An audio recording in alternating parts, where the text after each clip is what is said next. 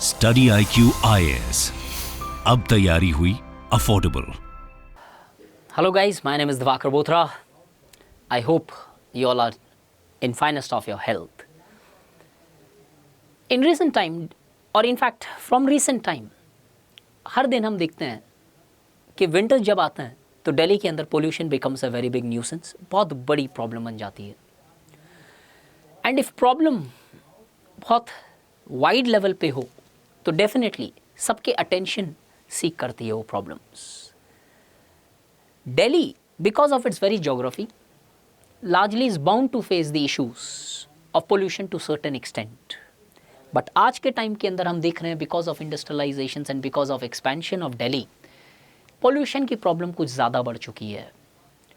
Pollutions के चलते roughly almost every year world के अंदर more than 10 million death takes place. तो roughly around 1 करोड़ के बराबर की संख्या हर साल अपनी जान गंवा बैठती है बिकॉज ऑफ पोल्यूशंस वर्ल्ड के अंदर। अगर पोल्यूशन की प्रॉब्लम इतनी बड़ी है तो कहीं ना कहीं अर्जेंट रिक्वायरमेंट है इसको सॉल्व करने के लिए। क्लाइमेट चेंज हो रही है लेकिन क्लाइमेट चेंज को मिटिगेट करने के जो रास्ते हैं, जो तरीके हैं वो लॉन्ग टर्म हैं। और इस दरमियान हमें कहीं ना कहीं क्लाइमेट चेंज के साथ रहना या फिर क्लाइमेट चेंज के साथ एटलीस्ट अपनी लाइफस्टाइल चेंजेस या मॉडिफिकेशंस करना ज़रूरी है।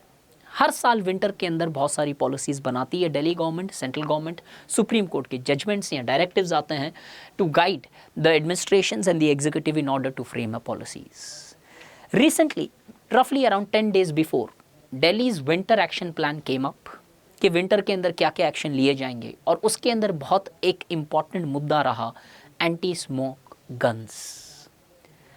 अब अगर हम देखें क्या ये एंटी स्मोक गन जो हम डेली न्यूज़ में या ट्विटर में पढ़ रहे हैं, जो दिल्ली वाले देखते हैं रोड के अंदर चलते हुए कैसे बहुत सारी ट्रक्स वाटर स्प्रे कर रही है, क्या ये इफेक्टिव तरीका है, सॉल्यूशन है पॉल्यूशन को टैकल करने के लिए? Next 15 minutes will dwell upon what are the various plans which the Delhi government has in order to tackle the pollution and what is the efficacy or usability or efficiency of anti-smoke guns. So, अगर सबसे पहले चीज़ जो हमें जानने की ज़रूरत है, और यूपीएससी के पर्सपेक्टिव से ये डेफिनेटली इंपॉर्टेंट होती है बिकॉज पोल्यूशंस क्लाइमेट चेंज एक इंपॉर्टेंट मुद्दा है जिस पे क्वेश्चंस ऑफन आते हैं। पहला अगर दिल्ली विंटर एक्शन प्लान को मैं देखूँ तो दिल्ली विंटर एक्शन प्लान के कुछ स्पेसिफिक मेजर्स वो बताते हैं जो लिए जाएंगे। जैसे सबसे पहले जो अभी हमारे पूसा ऑर्गेनाइजेशन ने एक बायो डिकम्पोज़र बनाया है। ये बायो डिकम्पोज़र होता क्या है, सिंपल लैंग्वेज में बताऊं तो ये जो स्ट्रॉ होती है जब हार्वेस्ट हो जाती है, जो बाकी वीड्स बचती है, इनके ऊपर स्प्रे कर दिया जाता है और वो ऑटोमेटिकली इनको डिकम्पोज कर देगा। उन्हें अलग से काट के जलाने की ज़रूरत नहीं पड़ेगी, जो एग्रीकल्चरल वेस्ट एक फॉर्म का निकलता है। ये इसको स्प्रे करेंगे एग्रीकल्चर फील्ड्स के ऊपर, इसके ऊपर सब्सिडीज़ भी दी जा रही है ताकि फार्मर्स इसका ज़्यादा से ज़्यादा उपयोग करें या यूज़ करें। सेकंड, एंटी डस्ट कैंपेन जिसका पार्ट आता है anti smoke guns. Anti dust campaign के अंदर सिर्फ एंटी स्मोक गन्स नहीं है, यहाँ पे दिल्ली के अंदर rules and regulations have been put up in order to largely stop construction on the days when the pollution is very high. Construction sites के लिए कुछ नियम बनाए गए हैं, उनके अधीन उन्हें अपनी एक्टिविटीज़ को उसके अकॉर्डिंगली रेगुलेट करना पड़ेगा। तीसरा, checking pollution certificate. In fact Delhi में तो यहाँ तक रूल आ गए हैं कि अगर आपके पास PUC सर्टिफिकेट नहीं है, पोल्यूशन सर्टिफिकेट नहीं है, तो 25 अक्टूबर के बाद में अब दिल्ली में पेट्रोल तो नहीं भरवा सकते। एक और चीज़, एक जनरल नॉलेज वाली, जिसमें BS6 इंजन्स हैं, वो BS6 इंजन्स में PUC की ज़रूरत नहीं होती है, चाहे वो 2 व्हीलर, बाइक या ऑटोमोबाइल कोई दूसरा कैटेगरी का हो। Third, ban on fire crackers. ये दिल्ली में काफ़ी टाइम से चल रहा है बिकॉज फायर क्रैकर्स के टाइम के अंदर काफ़ी पोल्यूशंस हो जाती है because of the burning of crackers. तो उस प्लान के नीचे इसको बैन कर दिया गया एब्सोल्युटली कि यूज़ नहीं कर सकते हैं फायर क्रैकर्स। तीसरा, ग्रीन दिल्ली ऐप एक बनाया गया है। क्या करेगा? It's for people to report incidents. आप ये गुड गवर्नेंस वाले एस्पेक्ट में पूरा का पूरा प्लान आप GS पेपर 2 के अंदर लिख सकते हो टेक्निकली। उसके अंदर स्पेसिफिकली एक पार्ट ये जो ग्रीन दिल्ली ऐप है ई गवर्नेंस के अंदर यूज़ हो सकता है कि कैसे इस ऐप के बेसिस पे अगर मेरे पड़ोसी कोई ऐसा पोल्यूटिंग एक्टिविटी कर रहे हैं तो मैं इस ऐप के थ्रू एडमिनिस्ट्रेशन को इन्फॉर्म कर सकता हूँ, बंदिश लगा सकता हूँ या फाइन इम्पोज करवा सकता हूँ ताकि मेरी दिल्ली स्वच्छ रहे और पोल्यूशन फ्री रहे। आगे देखें, rebate on road tax for scrapping old vehicles.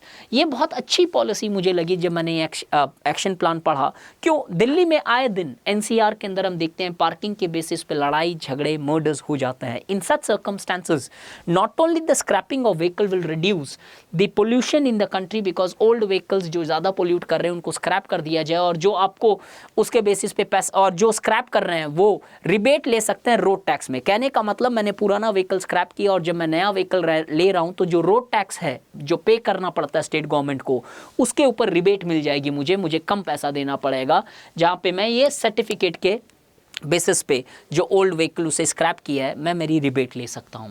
इन सब के बीच में जो एंटी डस्ट कैंपेन है उधर आता है एंटी स्मोक गन्स।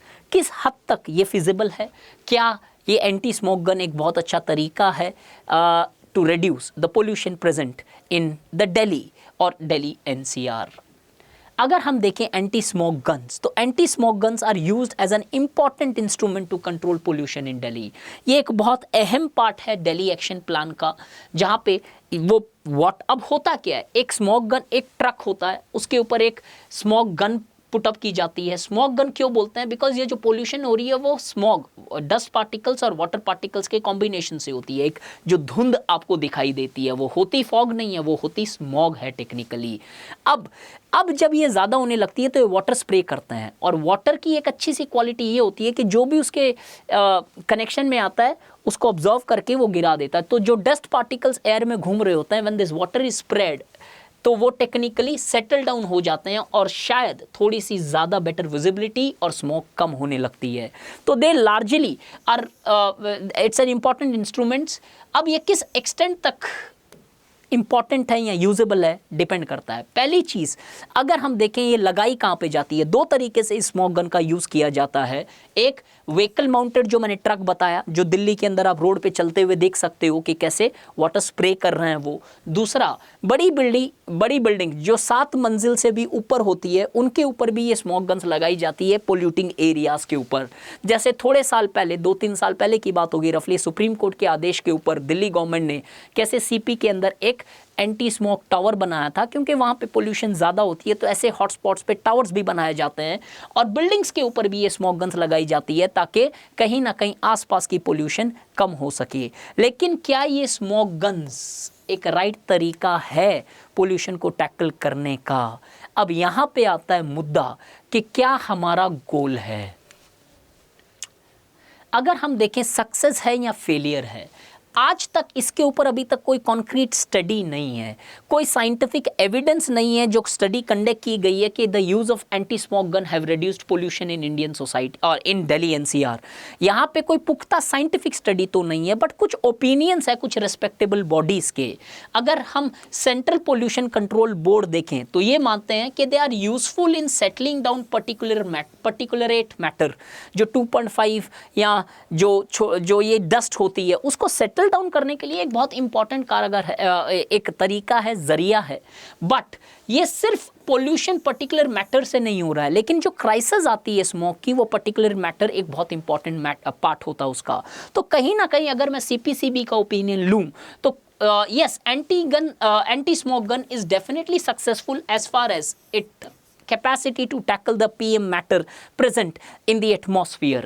IIT अगर देखें हम, IIT के पैनल का एक ये कहना है कि water has the ability, ये अच्छा सा टर्म है, water has the ability called as wet scavenging, मतलब जो water के चपेट में आता है वो उसको actually suck up कर लेता है, and anything that comes beneath the droplets would be consumed, और उसे ज़मीन पे गिरा देता है। तो अगर ये दोनों ओपिनियन देखे जाएं और मत देखे जाएं तो टेक्निकली एंटी स्मोक गन की कुछ तो यूजिबिलिटी है, कुछ तो सक्सेस रेट है।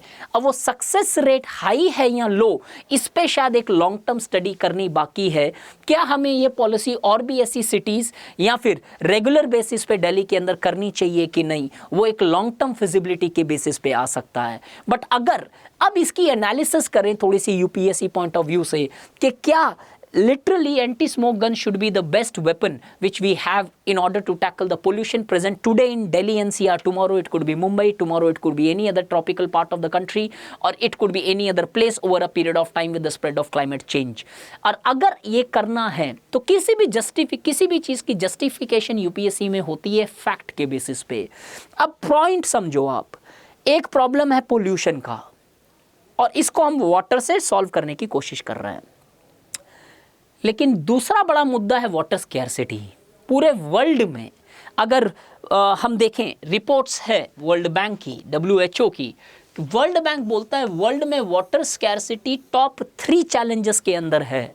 इस सर्कमस्टांसेस में मैं दिल्ली की सिनेरियो लूं तो दिल्ली की सिनेरियो में वाटर टेबल बड़ी लो है और उसके ऊपर आए दिन गर्मियों के अंदर वाटर स्कैर्सिटी होती है। तो क्या ये एथिकल और एफिशिएंट है to use anti smoke gun, जहां पे in order to tackle one problem we are trying to use one material which can over a period of time create another hurdle in that is water scarcity in the Delhi itself. So technically this is one important part. Second, the very guidelines which are present, अगर हम देखें smoke guns के अंदर पानी कौन सा use होना चाहिए, तो as per the guidelines which we see, in guidelines also we are seeing that जो ट्रीटेड वाटर है वो कंज्यूम नहीं किया जाएगा इसमें। फ्रेश वाटर या फिर अनट्रीटेड वाटर, फ्रेश नहीं तो जो नल का पानी है वो यूज़ किया जा सकता है, लेकिन जो ट्रीटेड वाटर, वेस्ट वाटर है उसको यूज़ नहीं करना है।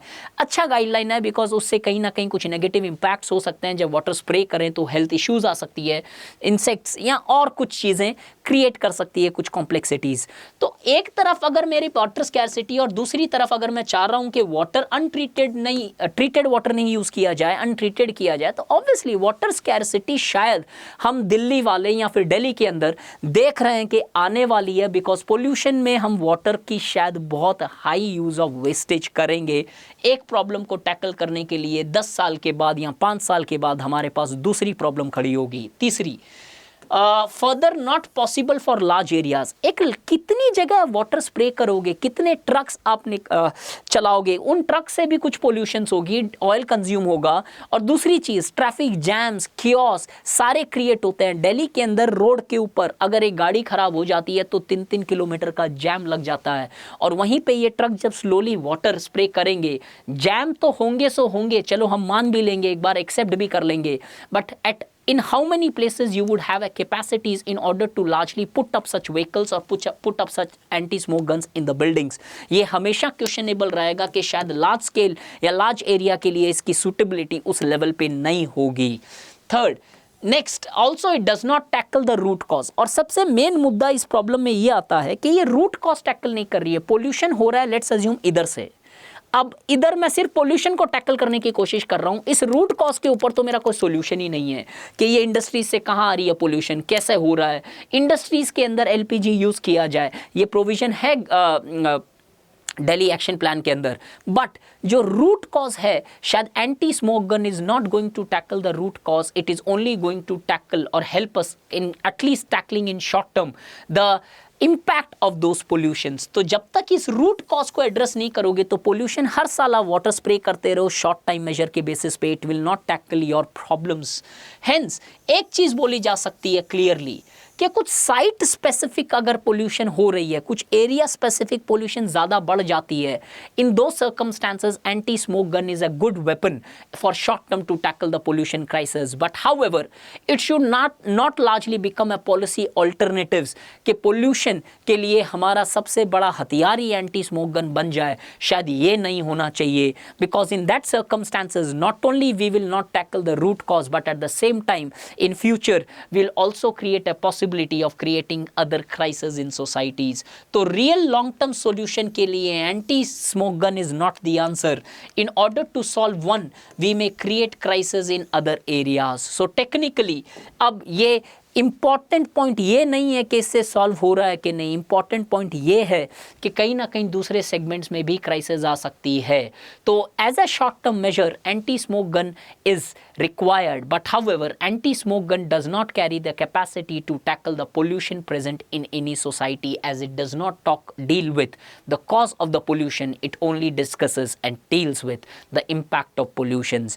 So I hope this lecture, this at least 10 minutes discussion on this, will not call as a lecture, will help you to at least develop an opinion. Such opinion based questions are often asked in civil services. Anti-smoke gun has always been there in the news during winters. Every day one or the other article appears on this. So I thought I'll discuss it with the fellow aspirants in order to largely give them a thought कि हर चीज़ का एक topic और opinion आपके पास clearly prepared हो for your mains. Thank you so much. Thank you. Study IQ IAS, अब तैयारी हुई अफोर्डेबल।